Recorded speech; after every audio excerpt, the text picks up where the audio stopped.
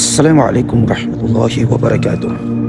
Mga kapatid sa Islam, mayroong isang payo mula sa isang salaf na si Maimun ibn Mihran na kanyang sinabi, "A'maluka salihatu qalila."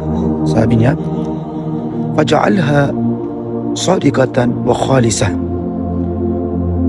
Ayon sa sinabi niya, si Maimun ibn Mihran na kanyang sinabi,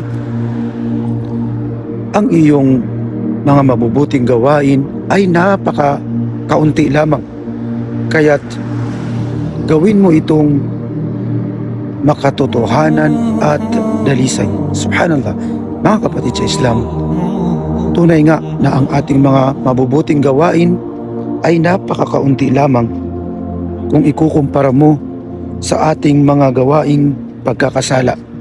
Na kung kaya ang kanyang ginintuang payo na ito ay dapat nating kuhaan ng aral na kung tayo ay gagawa ng kabutihan, gawin natin itong makatotohanan at maging tapat tayo dito, at higit sa lahat, ito ay dapat ay dalisay na atin itong ginagawa para lamang sa Allah subhanahu wa ta'ala. Wassalamu alaikum warahmatullahi wabarakatuh.